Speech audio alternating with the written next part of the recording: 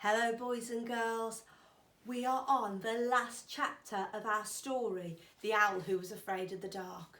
So far we've found out that dark is wonderful, dark is exciting, dark is kind, dark is fun, dark is necessary and dark is fascinating. Today we're going to read our last chapter and it's called Dark is Beautiful. Make sure you're sat comfortably and I'll begin. When Plop woke up, it was already getting dark. He came out onto the landing branch. There was an exciting frosty nip in the air. "Now who's a daybird?" Plop shouted at the darkness. "I am what I am." "What is he bellowing about?" said Mr. Barn Owl, waking up with a start. "I believe Plop is beginning to enjoy being an owl at last," said Mrs. Barn Owl. "But shh, pretend to be asleep." Plop waddled up to inspect them. They were drawn up tall. Fancy sleeping on such a lovely night. Well, he wasn't going to hang about waiting for them. He might be missing something. The man might be with a telescope might be back, or some Boy Scouts, or anything. He was going down to see. So Plop shut his eyes, took a deep breath and fell off his branch. He floated down on his little white wings and landed like a feather. Feeling very pleased with himself, he looked around. There were two strange lamps shining from the shadows under the tree. Plop went closer and found that the lamps were a pair of unblinking eyes and they belonged to a big black cat. Plop waited for a minute, but what he was expecting to happen didn't. "Aren't you going to say anything?" he said at last. "All the others did."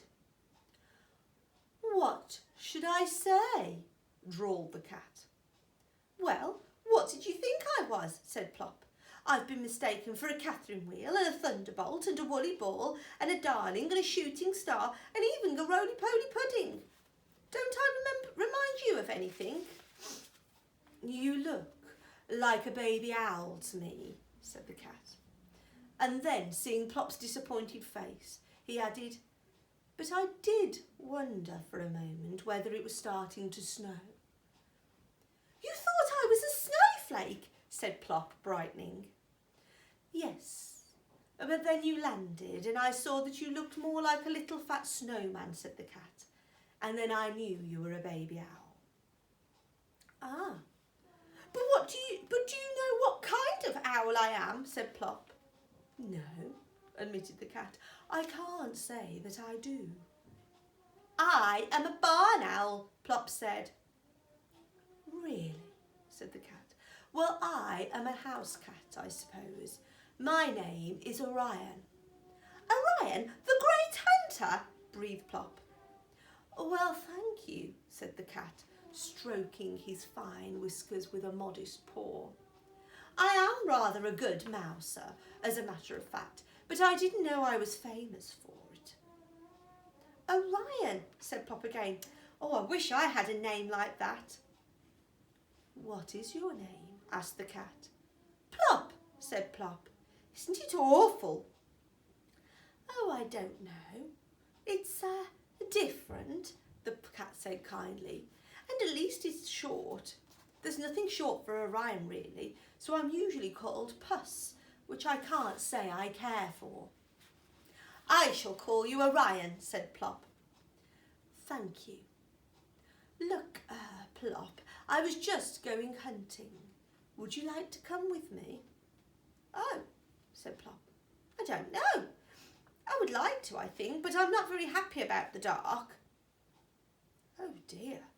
We'll have to do something about that," said Orion. "What?" said Plop. "What can you do when you're afraid of the dark?" "I don't believe you are afraid of the dark, really," said Orion. "You just think you are. Dark is beautiful. Take a night like this. Look around you. Isn't it beautiful?" Plop looked. The moon had risen and everything was bathed in its white light. "I love moonlight," said the cat. "Moonlight is magic. It turns everything it touches to silver, especially on frosty nights like this." Come with me, Plop, and I will show you a beautiful world of sparkling silver, the secret nighttime world of cats and owls. The daytime people are asleep. It is all ours, Plop. Will you come? Yes, said Mummy. I will. Just wait while I tell Mummy where I'm going. He flew like an arrow up to the landing branch. Well, said his mother, Orion says Dark is beautiful and he's asked me to go hunting with him. I can go, can't I, Mummy? Of course, dear. But who is Orion? The great hunter, said Plop. See you later. When Mr. Barn Owl came in from his first expedition, he found his wife a bit agitated. I think all that stargazing has gone to Plop's head, she said. He said he was going hunting with Orion, the great hunter. That was one of the stars he showed us last night, wasn't it? Well, I saw him just now, with a perfectly ordinary black cat, said Mr. Barn Owl. They were pussyfooting it up among the chimney pots on those houses near the church. So far from home. Are you sure it was Plop you saw, said Mrs. Barn Owl. It was indeed Plop he had seen. Orion had taken him up to his rooftop world, the cat leading the way, climbing and leaping, and Plop fluttering behind. They sat down together on the highest roof and looked down over the sleeping town, a black velvet cat and a little white puff of powder puff of owl. Well, said the cat. It is! Oh, I haven't the words for it, breathed Plop. But you're right, Orion, I am a night bird after all. Fancy sleeping all night and missing this. And this is only one sort of night, said Orion. There are lots of other kinds, all beautiful. There are hot, scented summer nights and cold, windy nights when the scuffling clouds make ragged shadows across the ground, and breathless, thundery nights which are suddenly slashed with jagged white lightning, and fresh spring nights when even the day birds can't bear to sleep, and muffled winter nights when snow blankets ground and ices the houses and trees.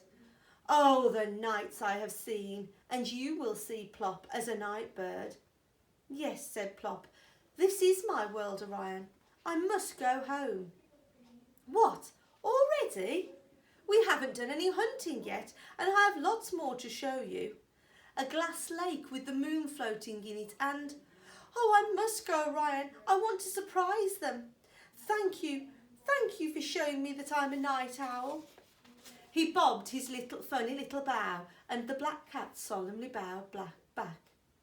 Good night, Plop, he said, and many, many good nights. Plop took off, circled once and gave a final eek of farewell, and then flew straight and sure back to his tree. Well, said his mother. Plop took a deep breath. The small boy said dark is exciting. The old lady said dark is kind. The Boy Scout said dark is fun. The little girl said dark is necessary. The Father Christmas lady said dark is fascinating. The man with the telescope said dark is wonderful. And Orion the black cat said dark is beautiful. And what do you think, Plop? Plop looked at his mother with twinkling eyes. I think, he said, I think dark is super. But shh, Daddy's coming. Don't say anything.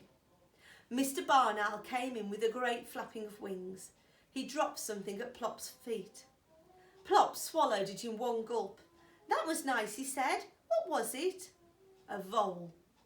I like voles, said Plop. What's next? Why don't you come with me and find out, said Mr. Barn Owl. Yes, please, said Plop. Mr. Barn Owl blinked. What did you say? I said yes, please, said Plop. I would like to come hunting with you. I thought you were afraid of the dark. Me, said Plop. Afraid of the dark? That was a long time ago. Well, said his father, what are we waiting for? A-hunting we will go. Hey, wait for me, said Plop's mum. I'm coming too. So they took off together in the moonlight, Mr. and Mrs. Barn Owl on each side and Plop in the middle. Plop, the night owl. And that story was The Owl Who Was Afraid of the Dark by Jill Tomlinson. I hope you enjoyed it as much as I did. Take care, boys and girls, and I'll see you in school really soon. Bye.